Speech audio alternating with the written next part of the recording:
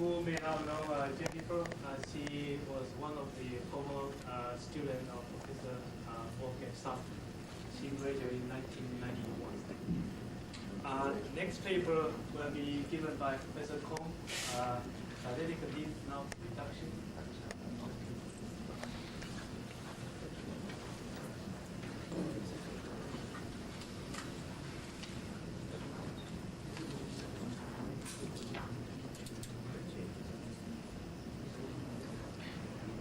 This is essentially a continuation of Jennifer's talk. I'm also going to discuss our work on NOx reduction and in an oxygen-rich environment, what people also call them as a lean burn environment. I'd like to start off by acknowledging the financial support that is used to support the portion of the work that I will be describing, and to be that's from the U.S. Department of Energy, from GM, Ford, and Engelhard. And also acknowledge the collaborators at different phases of this work. I had the fortunate opportunity to collaborate with Professor Sachtler in a number of projects, and this is one of them, and also these other collaborators as well. Just a quick recap.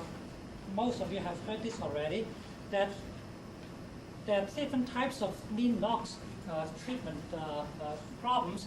The one that I will be addressing is the type in which the exhaust comes from a lean burn gasoline engine. It's slightly different from the one that Jennifer just finished talking about, which is from diesel engine, in two major aspects. One of them is the temperature range. She mentioned that the temperature range that she is interested in is 200 to 400 degrees Celsius, whereas the one that I'm interested in is a higher temperature. The other is the hydrocarbon content in the exhaust. In her case, in a diesel case, there isn't enough hydrocarbon in the vapor phase for complete conversion of NO, even if the reaction is 100% selective. Whereas this is possible in the case of lean burn gasoline engine exhaust. So then in our case then, the question is not how to inject, or in the process point of view, how to inject more hydrocarbon into the exhaust. Rather, will be simply how to more selectively direct or promote the desired reaction. In the reaction mixture, we have hydrocarbon, we have NO, and a large amount of oxygen, which is present in at least about 50 times as much as NO. The undesired reaction is the oxygen consuming all the hydrocarbon to carbon dioxide and water, whereas the desired reaction will be will be this one, yes, will be the NO reacting with hydrocarbon to form nitrogen. And our the concept that we've been using to try to address this question is how do we selectively activate NO versus oxygen, assuming that we can activate hydrocarbon in a similar fashion. Most of you also may have already heard that copper CSM5 is one of the catalysts that could do this relatively well. Just to again put everybody on the same footing as I'll be using the term. That is, I'll be referring to mostly comparisons of catalysts at around this region. This region does not necessarily represent the same temperature. Rather, this is a region where one gets the maximum conversion of NO to nitrogen. So I'll be comparing most of the rest of my talks using that number there. But that number is not a unique number for a particular catalyst, because that depends on the condition of the reaction. So I'll be also trying to compare the data that I'll be showing under the similar conditions. Now, copper CSM5 under the lean burn gasoline exhaust conditions has a problem of the activation that's slightly different, or due to different reasons than for diesel applications. And this is, for example, is a plot obtained in Wolfgang Sachtler's lab. And that is, if you look at the time that the copper CSM5 is used on stream, with and the nitrogen conversion or the activity of it, we see that the activity of the catalyst declines. And the reason for that decline is because the copper species or the active site has changed, obviously. Well, to get an idea of what perhaps may be the active site, this is some data in the literature from Haruta, I think, or Iwamoto, that shows the activity of that catalyst as a function of the exchange level of copper ions in the ZSM5. In the low exchange region, that dependence is roughly linear, suggesting that the active sites consist of isolated copper ions. So one mode of the activation of a copper ZSM5 could be a change in this concentration of the isolated copper ions. A very revealing type of characterization of this type of catalyst is the temperature program reduction by hydrogen of that copper. For fresh copper ZSM5 catalyst, the reduction shows up as 3 peaks.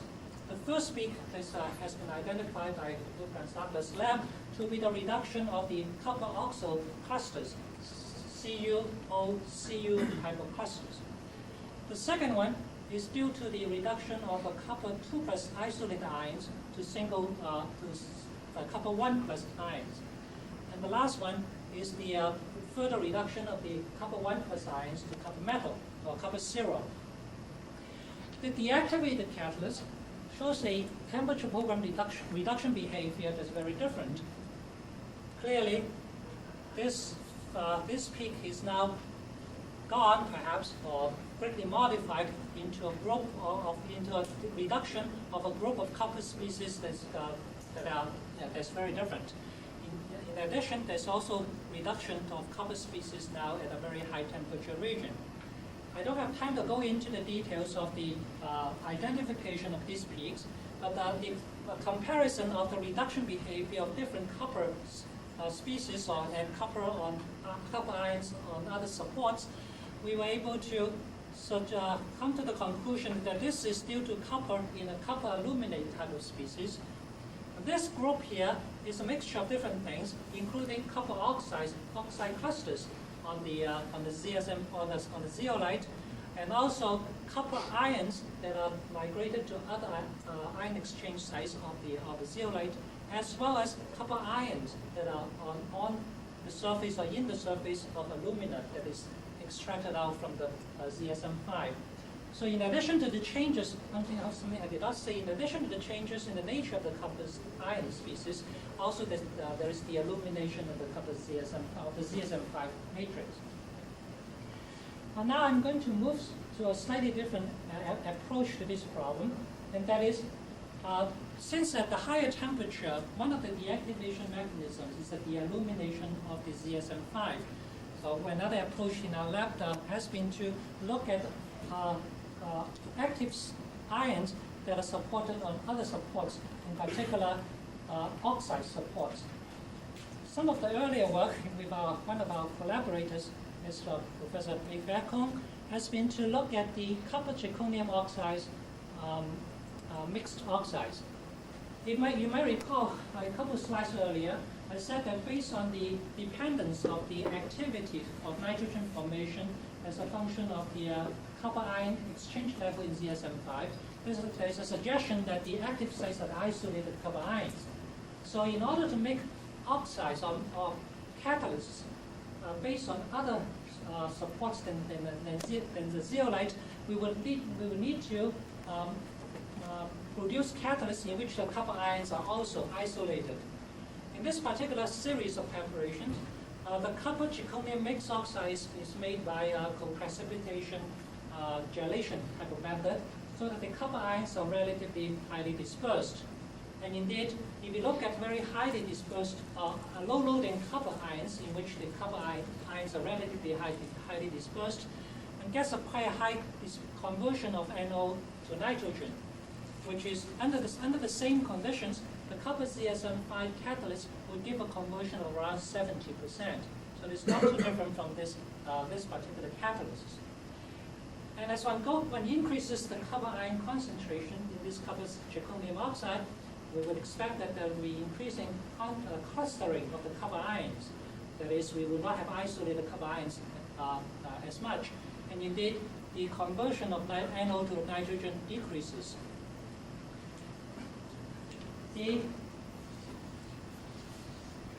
The evidence showing the dispersion or high dispersion of the copper is provided, for example, by the EPR signal. On copper CSM5, the copper 2 plus EPR signal shows a rather sharp signal as well as some hyperfine splitting structures. On the low loading copper zirconium oxide, one gets a signal that is slightly broader than the copper CSM5, yet the main features is retained. As you go to much higher concentrations of the copper in that oxide, the signal is broadened, indicating stronger and stronger copper-copper interaction or clustering of the copper. Well, in addition to these structural differences, the redox properties of the copper ions also changes. For example, we can look at the temperature proton reduction behavior of these copper ions in the different copper zirconium oxide. Without going into details, just to show that the temperature reduction of those coppers is very different, depending on the nature or on the concentration. The lower concentration material in this particular method of reduction shows is reduced at a higher temperature or more difficulty than the one that's at a lower than the one that is at a higher concentration of copper. This idea of dispersing the transitional metal ion to form an active NOx reduction catalyst applies not only to the copper species, it has been shown now to apply to other ions as well. For example, nickel dispersed in zirconium oxide give a rather high active species, a catalyst for nitrogen formation. Similarly for cobalt, for some others it doesn't work as well. Well, perhaps at this point I have implicitly bring across the message that one of the important properties of this active catalyst for nitrogen formation in the NOx reduction reaction is to have a highly dispersed copper transition metal ions. But the main reason for the difference between a high dispersion ion and one that's low dispersion is perhaps the redox behavior. If we go back to the earlier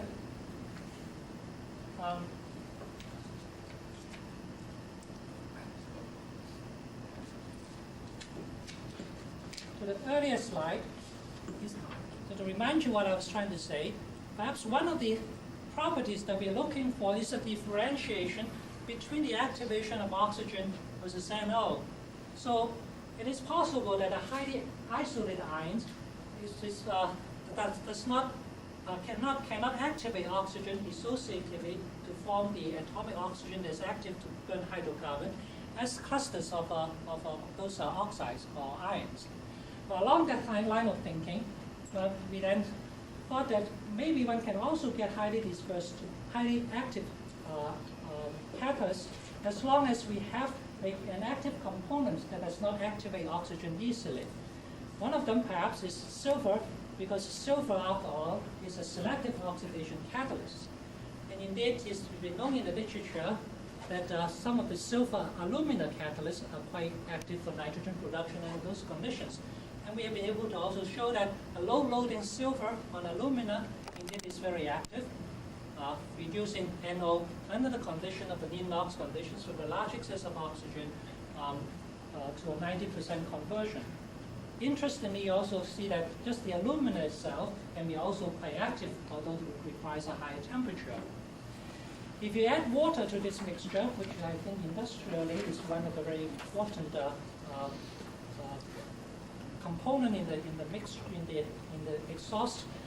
On this catalyst, unlike the copper CSM5 type of catalyst, suppression by water is rather minimal. The conversion at the maximum is still very high, although the temperature required to achieve the maximum is shifted slightly higher to a high temperature, whereas the effect on alumina is much more substantial. Now, when we increase the loading of this silver from 2 weight percent to 6 weight percent, the catalytic property is very different. Instead of 80% conversion to nitrogen, the conversion to nitrogen now is only NO to nitrogen is only about 20% Instead, one gets a substantially high, with substantial production of nitrous oxide, which is not observed with the low loading material. Characterization of these two catalysts, the lower loading material versus this higher loading material, shows that the nature of the silver species are totally different. In the higher loading material, we are able to detect metallic silver in the X-ray diffraction. This is metallic silver peaks.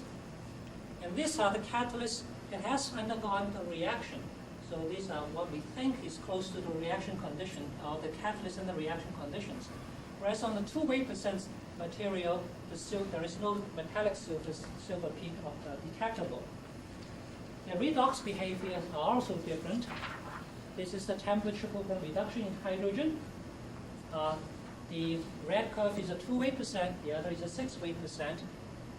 The silver ions in the low loading sample is reduced at a much higher temperature than the other one. And all the indication that we have is that under reaction conditions, silver stays as ionic silver in the 2% sample, but it's also very selective for the production of nitrogen, whereas for the 6% it's metallic silver. There's one other interesting observation that I'd like to just put out to you, not that we understand it yet, these are some of the recent observations, is the fact that there is appear to be cooperative behavior on one of these catalysts between silver and aluminum. If you look at the conversion of NOx to nitrogen over alumina alone, let's say under this particular condition we get 12%. On the 6% silver and aluminum high loading one, we get 7.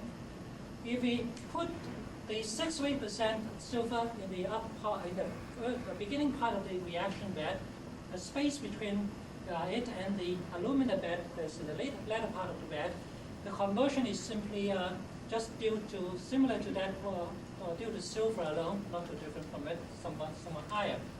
Yet if we have intimate contact between the two beds, the silver right on top of the alumina, the conversion to nitrogen is substantially higher than the sum of these two. So there is some species that is produced by this higher loading of silver that survive the gas phase transport only to a certain extent, a short distance, and then be able to result in nitrogen production on alumina. You can also get this kind of cooperative behavior if you mix the silver and the alumina. Now this type of cooperative behavior does not happen when we have just a 2% silver. We do the same set of experiment on the using the 2% silver. The resulting conversion to nitrogen is simply a mathematical summation, algebraic summation of the silver behavior and the alumina behavior alone. There's no difference whether they are in intimate contact with each other. At this point, as I say, we don't have a good explanation for this yet. Going back to our thinking of the fact that, or the hypothesis that a good catalyst would be one that does not activate oxygen very rapidly, we then look at other elements that might be able to do the same. One that you've heard earlier in the week is the gold type of material. We all know that gold is a rather inactive species for any catalysis. However, it's also known in the literature from Baruter's school that if you very highly disperse gold on an oxide such as cobalt oxide, that material is very active in combustion, especially in carbon monoxide oxidation. So we thought that by dispersing gold to different extents, one may be able to adjust the activity of gold to activate oxygen. And indeed, that is shown. If you prepare gold and support it on alumina by different methods, one obtains 3 different kinds of catalysts. The gold on alumina, we call it type C, which is essentially relatively active in hydrocarbon combustion. So nitrogen production is rather low, whereas the different types of product of gold will produce a gold on alumina that has much higher conversions of nitrogen. Under similar conditions, at a slightly somewhat different space velocity, the gold catalyst can reduce nitrogen, NO to nitrogen at a comparable rate as copper CSM5. Well, the differences among these different kinds of gold catalysts is indeed their particle size. The one that is active for combustion, or the least effective for nitrogen production, are the ones that are made up of gold of very fine, small particle size of the order of about 2 nanometers. The other two, let's say the one that is that produces nitrogen with 50-some% conversion, as well as a more active that is in a somewhat lower temperature than the last group catalyst, are made up of particles that is about 20 nanometers in size. Whereas the one that requires higher temperature for activity is the one that is made of larger particles, mixtures of them. Some of them has the same size as this one, whereas some others that are size that are huge. These are probably inactive gold materials when they're this big. So at least our way to, at this point, our thinking is as follows. The highly dispersed gold are the ones that are so active in activating oxygen that they are combustion catalysts. In fact, if you can make these smaller, they probably will be even more active for hydrocarbon combustion.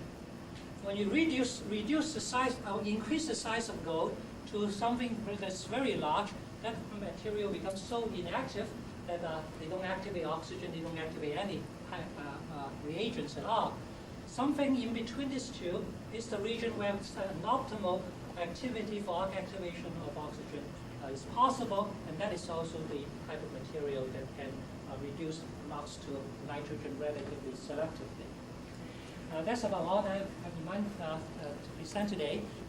Essentially, to conclude, we think that by manipulating the property of the catalyst through the structure, in our case, is mainly through the dispersion of the material, we're able to change the competitiveness of the catalyst to activate NO versus oxygen, thereby making it active nitrogen production catalyst from NOx reduction. Thank you.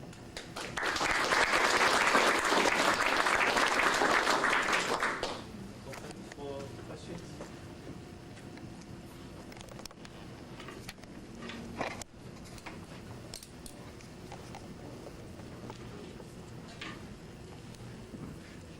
Do you think the mechanism on silver, yes, the silver is spoiled monoxide is similar or the same as on a copper catalyst? You alluded to the fact that you argue in favor of ions in both cases.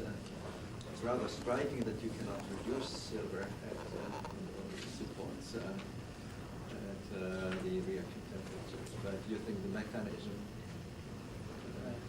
are essentially the same, and would it also entail the effects of water poisoning reactions? Okay, I have shown you I think one figure in showing that the water on the silver catalyst, the good silver catalyst, has rather small effect, much smaller than the effect that would have on the copper catalyst. And I think that's probably simply due to the absorption of water, the strength of absorption of water. As to the reaction mechanism, I have expressed my view to some other people in the past, and that is I don't think there's one reaction mechanism that covers all the catalysts that people have studied.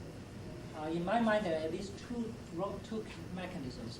One applies to catalysts that are like copper, CSM5, or copper-containing ones. And that also probably applies to the silver as well. Silver catalysts.